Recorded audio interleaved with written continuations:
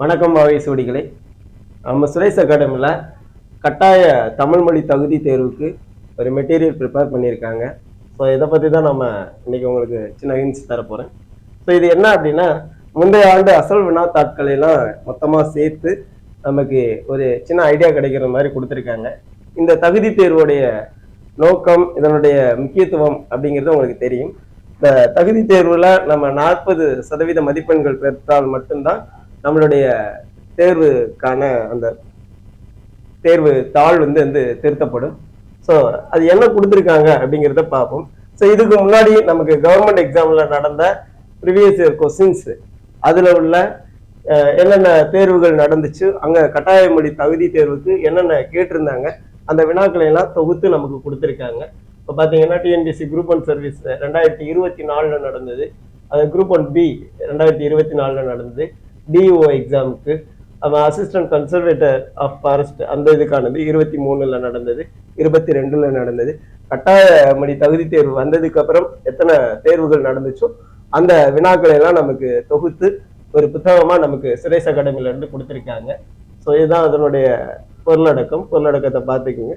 எல்லா கொஸ்டினுக்கும் நமக்கு ஐடியா கொடுக்க போறாங்க. ஸோ இப்போ என்ன கட்டாய தமிழ் மொழி தகுதி தேர்வுல இருக்கு அப்படின்னு பார்த்தீங்கன்னா, தாள் 1 நம்ம எழுதும்போது மொத்தம் 7 அலகுகள் கொடுத்துருப்பாங்க. என்ன அப்படின்னா, முதல் அலகுல எதை பத்தி அப்படின்னா ஆங்கிலத்துல மொழிபெயர்க்க சொல்லியிருப்பாங்க. ஸோ இது வந்து முதல் அலகு. நல்லா பார்த்துட்டு அதை கருத்து சிதையாமல் நம்ம வந்து என்ன பண்ணணும் அப்படின்னா டிரான்ஸ்லேட் பண்ணணும், மொழிபெயர்க்கணும். ஸோ அந்த பகுதி அலகு ஆனாலே 1லேயே ஆவண பகுதி பார்த்தீங்க அப்படின்னா அதை அப்படியே என்ன பண்ண சொல்றாங்க அப்படின்னா, ஆங்கில பகுதியில இருந்து தமிழ், தமிழ்ல இருந்து இங்கிலீஷ், ஆங்கிலம், அடுத்து ஆங்கிலத்துல இருந்து தமிழுக்கு மொழிபெயர்க்க போகிறோம். அடுத்த அலகு 2ல பாத்தீங்க அப்படின்னா இதை வந்து கொடுத்துருக்கிற அப்படி பத்திய சுருக்கி நம்ம சொந்த நடையில 3ல் ஒரு பங்கா சுருக்கி எழுத போறோம். அதுதான் அலகு 2ல கொடுத்துருக்காங்க. ஸோ அடுத்த அலகு 3ல அப்படின்னு நம்ம பார்த்தோம் அப்படின்னா இதுல மொத்தம் 5 வினாக்கள் கொடுப்பாங்க. ஒரு பத்தி கொடுத்துருப்பாங்க. இந்த பத்தியை நம்ம வாசிக்கிறோம். வாசிச்சுட்டு 5 வினாக்கள் கொடுத்துருப்பாங்க. ஒவ்வொரு வினாவுக்கும் 2 மதிப்பெண்கள் கொடுத்துருப்பாங்க. அதை என்ன பண்ண போறோம் அப்படின்னா சுருக்கி நமக்கு அது கேட்டார் போல சரியான விடையை எழுத போறோம். இப்ப பாருங்க, ஒரு பத்தி கொடுத்துருக்காங்க, 5 வினாக்கள் கேட்டிருக்காங்க. இந்த 5 வினாக்களுக்கும் நம்ம சரியான விடையை எழுதுற மாதிரி இருக்கும். அடுத்து அலகு 4ல பாத்தீங்க அப்படின்னா நம்ம 300 வார்த்தைகளுக்கு மிகாமல் என்ன பண்ணணும் அப்படின்னா இந்த சுருக்க குறிப்புல இருந்து நம்ம விரிவா எழுத போறோம். அடுத்த அலகு 5ல பாத்தீங்க அப்படின்னா திருக்குறள் சார்ந்த ஒரு கட்டுரையை தயார் செய்ய போறோம். 300 சொற்களுக்கு மிகாமல் தயார் செய்யணும். ஒரு 5 கேள்விகள் கொடுத்திருப்பாங்க. 5 கேள்விகள்ல ஏதேனும் ஒரு வினாவுக்கு மட்டும் நம்ம விடையளித்தால் போதுமானது.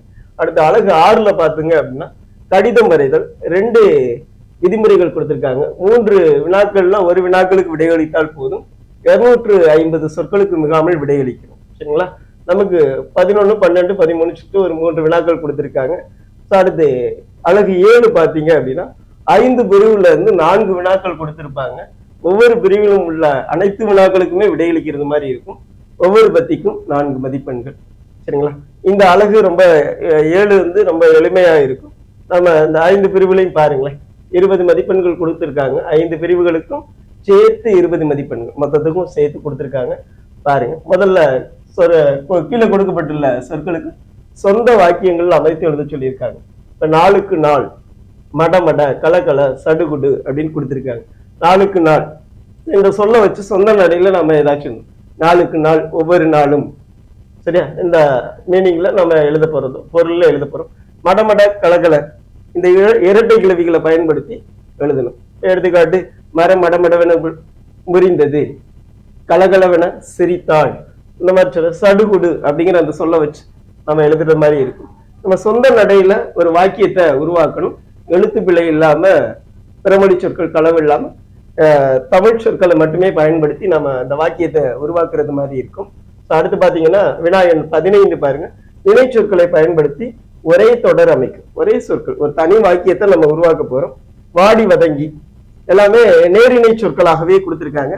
நம்ம முதல்நிலை தேர்வுக்கு படிக்கும் பொழுது இணை சொற்கள் 3 வகை இருக்கும் அப்படின்லாம் படிச்சிருப்போம். நேரிணை, எதிரிணை, செரியிணை அப்படின்லாம் படிச்சிருப்போம். இங்க 4 எடுத்துக்காட்டுகளுமே நேரிணை சொற்களாக கொடுத்திருக்காங்க. வாடி வதங்கி, பட்டி தொட்டி, கல்வி கேள்வி, நட்ட நடுவில், இந்த சொற்களை வச்சு நாம என்ன பண்ண போறோம், இந்த இணை சொற்களை பயன்படுத்தி ஒரு தொடர் அமைக்க போறோம். ஒரு வார்த்தைக்கு அதே மாதிரி இணைச்சொற்களுக்கு கிட்டத்தட்ட ரெண்டுமே ஒரே மாதிரி தான் இருக்கு. நமக்கு ஒண்ணு பெரிய கடினத்தன்மை இருக்காது. குறித்தெழுதுக கேட்டிருக்காங்க. ஓருலகம் அப்படின்னு கொடுத்திருக்காங்க. ஒப்பனையுடையவள், இலங்கு நூல், பொருத்தமற்றது, இந்த சொற்களை எல்லாம் பிரிக்க சொல்லுவாங்க. இப்போ ஓருலகம் அப்படின்னு சொல்லி பார்த்தோம் அப்படின்னா புணர்ச்சி விதிகள் படி பிரிச்சோம் அப்படின்னா ஒன்று கூட்டல் உலகம். அந்த ஒன்றுங்கிறது ஓர் அப்படிங்கிறது என்னது எண்ணு பெயர் புணர்ச்சி படி பிரிதல் அடையும். ஓர் கூட்டல் உலகம் அப்படின்னு எழுதலாம். ஒன்று கூட்டல் உலகம் இதை விட சரியாக இருக்கும். ஒப்பனையுடையவள், ஒப்பனை கூட்டல் உடையவள், இலங்கு நூல்னா இலங்கு கூட்டல் நூல், பொருத்தமற்றது பொருத்தம் கூட்டல் அற்றது. இந்த மாதிரி சின்ன சின்ன பிரித்தெழுதுகள் தான் இருக்கும். நமக்கு இதுவும் என்ன அப்படின்னா ரொம்ப எளிமையான தன்மையில தான் வடிவமைத்து இருப்பாங்க. அடுத்து எதிர்மறை வாக்கியமா மாற்ற சொல்லியிருக்காங்க. பாருங்க, கண்ணன் நேற்று வந்தான். பெரும்பாலும் நம்ம இந்த வினைமுற்றுகளை எதிர்மறை இடைநிலைகளை சேர்த்து மாற்றுறது மாதிரி இருக்கும். கண்ணன் நேற்று வந்தான் அப்படின்னு வந்தான் அப்படிங்கிற அந்த வினைமுற்ற வந்தான் அப்படிங்கிற ஒரு வினைமுற்று இருக்குன்னா அதை நம்ம பகுபத உறுப்பிலக்கணம் படி எதிர்மறை இடைநிலையை சேர்த்தோம் அப்படின்னா வந்திலன் அப்படின்னு மாறும். வந்திலன், அவ்வளவுதான், முடிஞ்சிருச்சு. அப்ப நம்ம வினைமுற்றுகளை பெரும்பாலும் மாற்றணும். மாற்ற முடியாத இடங்கள்ல இல்லை அப்படிங்கிற அந்த ஒரு பொதுவான இடைநிலையை பொதுவான எதிர்மறை சொற்களை பயன்படுத்தலாம். இது இருதினை, மூவிடம், ஐம்பால் மூன்றுக்குமே பொதுவானதுதான். தேநீர் சுவையாக இருந்ததுன்னா தேநீர் சுவையாக இருக்கவில்லை அப்படின்னு சொல்லி போடலாம். சுவையாக இல்லை அப்படின்னு கூட போடலாம். ரொம்ப எளிமையான விஷயத்துல கையாளுற மாதிரி தான் இருக்கும். அடுத்து பிழை நீக்கி எழுத சொல்லியிருக்காங்க. ஓகே, பிழை நீக்கி எழுதுறதுக்கு பார்த்தீங்க அப்படின்னா அவர் விட்டு சென்ற பணியை தொடர்வேன், அச்செயலை புரிந்தது அவன் அல்ல, இந்த மாதிரி கொடுத்துருக்காங்க. இதுல பிழைகள் இருக்கும் சரிங்களா. இது என்ன அப்படின்னா நம்ம திருத்தணும். இப்ப எடுத்துக்காட்டுக்கு பாத்தீங்கன்னா அவர் அந்த செயலை புரிந்தது, அச்செயலை புரிந்தது அவன் அல்லன்னு இருக்கு. இப்ப நம்ம இலக்கண முறைப்படி அதை பிரிச்சோம் அப்படின்னா அல்ல அப்படிங்கிற சொல்லு எதிர்மறை சொற்களுக்கு பயன்படுத்துவேன். அவன் அப்படின்னு வந்துருச்சு. படற்கையில ஒன்றன் படற்கையில என்ன பண்ணிருக்காங்க, அவன்கிறத கொடுத்திருக்காங்க. இதுக்கு என்ன அல்லன் அப்படிங்கிறது தான் கரெக்டா இருக்கும். ஸோ இந்த மாதிரி பிழைகளை நீக்கி எழுதுறது மாதிரி இருக்கும். இது மாதிரி எல்லாத்துக்குமே இப்போ அன்னப்பறவை எந்த இன்னும் போட்டிருக்காங்க, மயங்கொழி பிழை இருக்கு.